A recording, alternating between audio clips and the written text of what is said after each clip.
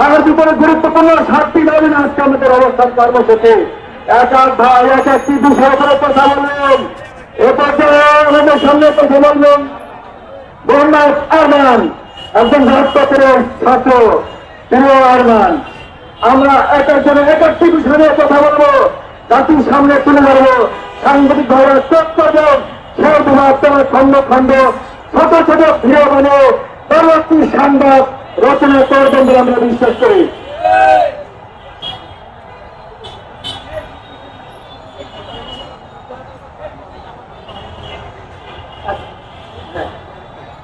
আমি মোহাম্মদ আরমান, একজন ছাত্র, ঢাকা কলেজ। আচ্ছা, আমি একটু বলে রাখি যে আমাদের 26 তারিখে একটা প্রেস ক্লাবের সামনে, ঠিক তখন মুরতাজে অর্ডার করে জিতে নিন গাড়ি, বাইক, আইফোন সহ কোটি টাকার পুরস্কার। অর্ডার করতে ভিজিট করুন murtaj.com। আমরা প্রেস ক্লাব থেকে যখন সিভিল সার্জন অফিসের দিকে যাই, একটা গাড়ি আমাদের লক্ষ্য করে তিনবার হত্যা চেষ্টা করে। আমি ছিলাম এবং ফরজ ছিল, আমরা দুজনই আহত ছিলাম। তো আমার মূল দাবিটা হচ্ছে, সবারই একই দাবি, যে আমাদের জন্য একটা সুরক্ষা আইন করতে হবে। আর দ্বিতীয়ত হচ্ছে আমাদের রাষ্ট্রীয় স্বীকৃতি খুব দ্রুত দিতে হবে। এই সরকারের কাজ সবার আগে হচ্ছে আমাদের স্বীকৃতি দেওয়া, আমাদের খুনিদের, শহীদদের পরিবারের এবং আহতদের খুনিদের বিচার কার্যক্রম পরিচালনা দ্রুত শেষ করা, শেখ হাসিনাকে এবং তার দোষরদেরকে বাংলাদেশে এনে দ্রুত আইনি ভাবে তাদের বিচার কার্য সম্পন্ন করতে হবে।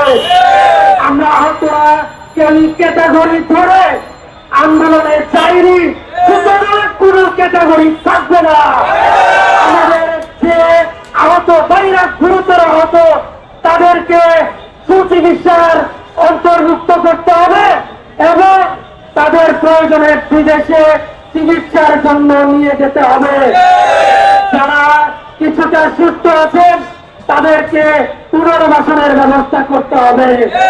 আমি গতকাল দেখলাম পিপল নামে একটা পেজ, যারা কিনা আমাদের নামে উল্টা পাল্টা নিউজ করতেছে।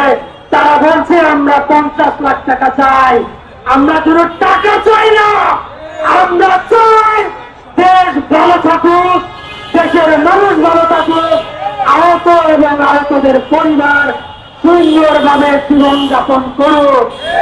আপনারা সবাই জানেন, আপনারা সবাই দেখেছেন, আপনারা এখন পর্যন্ত সংবাদপত্রের স্বাধীনতা পেয়েছেন। এই সংবাদপত্রের স্বাধীনতা আমরা এনেছি, আমরা যারা সংবাদচারীতে ছিলাম তারা এনেছি। এই সরকারের উচিত আমাদেরকে দ্রুত স্বীকৃতি দিয়ে আমাদের যারা আহত করেছে এবং আমাদের শহীদ ভাইদের যারা শহীদ করেছে তাদের অতি দ্রুত বিচার কার্যের আওতায় নিয়ে আসতে হবে।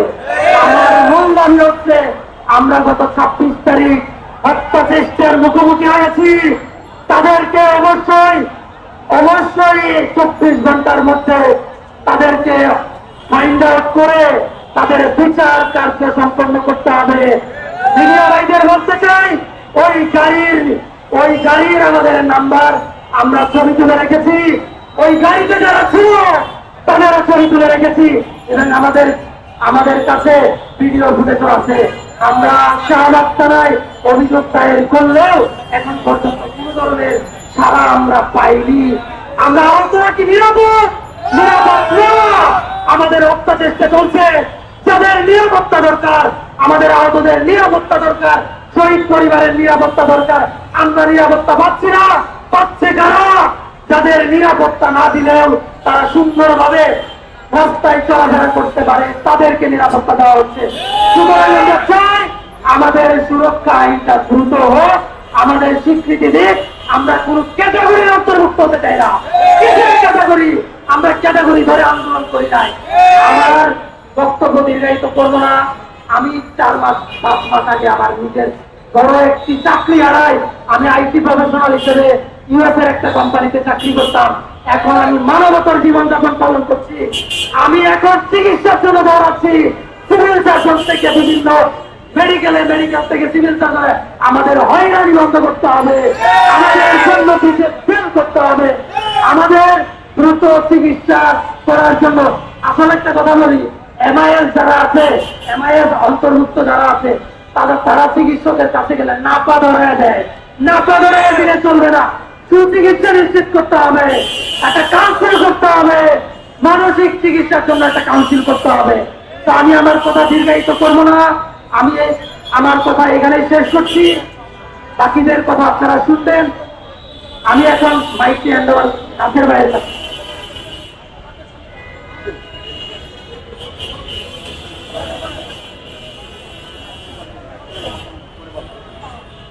প্রিয় সাংবাদিক ভাইরা, আপনারা লক্ষ্য করছেন আমাদের মধ্যে বিভিন্ন ধরনের ইনজুর্ড পার্সন রয়েছেন, কারো হাত নাই, কারো চোখ নাই, কারো পা নাই।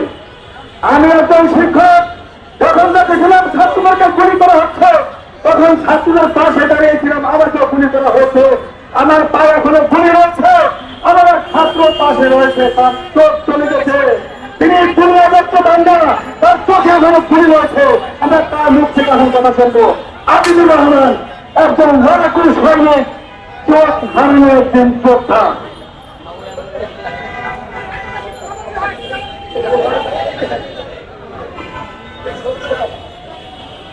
দেখেন কত নির্মাণ নিষ্ঠা, এই ভাইকে বুঝতে পারছেন না কোন দিকে তাকে কথা বলবেন। আপনার কি রিপোর্ট করলো, কিসের রিপোর্ট করবেন, আপনার দিদিকের কাছে আমাদের প্রশ্ন।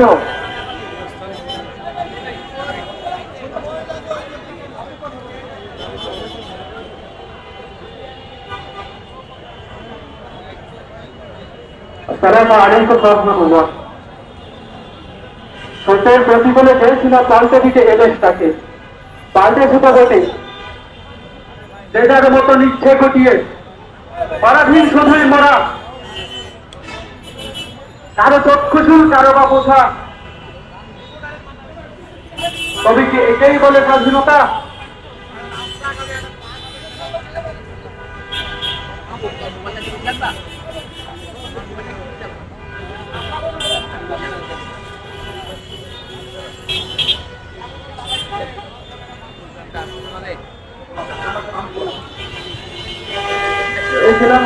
আমরা তো জানি যে অনেক ভাইরা নিহত হয়েছে, ভাইদের প্রতি সুস্বাগত।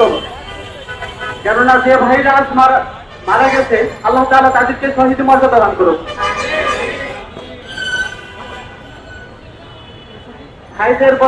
ভাইদেরকে শুভেচ্ছা জানাই আমি এজন্য যে ভাইদের মানুষের আমাদের মতো হসপিটালের বেডে কাতরাতে হয়নি,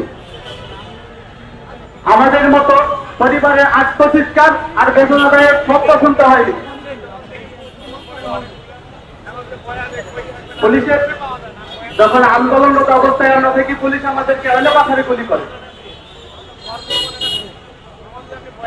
এই নির্মমতা নিশ্চয়তা তাদের বিচারও হয় নাই। সেই ক্ষেত্রে আমাদের চিকিৎসা নিশ্চিত করা হয় না। উন্নত চিকিৎসার জন্য এখন আমরা অঙ্গহানি হয়ে ভুগতেছি অনেকে। এজন্যই কি আমরা দেশ স্বাধীন করেছিলাম? এজন্য অনেক ক্লান্ত হৃদয়ের ব্যথা একটা কবিতা আবৃত্তি করতে চাই। কাছের মায়া গেলে আবদ্ধ কেন মোরা বঞ্চিত আজ, দোলাই যুদ্ধের নিরস্ত্র সৈনিক, তাই বলি কি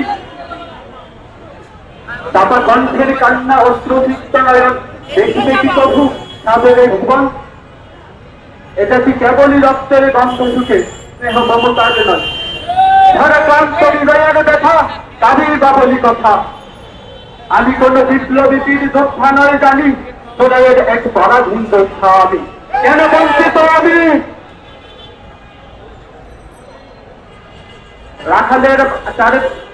রাখালের ভেড়ার কলের পাশে চারিপাশে যখন হাইনারা ঘুরে বেড়ায়, তখন রাখালে পালের নিরাপত্তা হুমকিতে থাকে।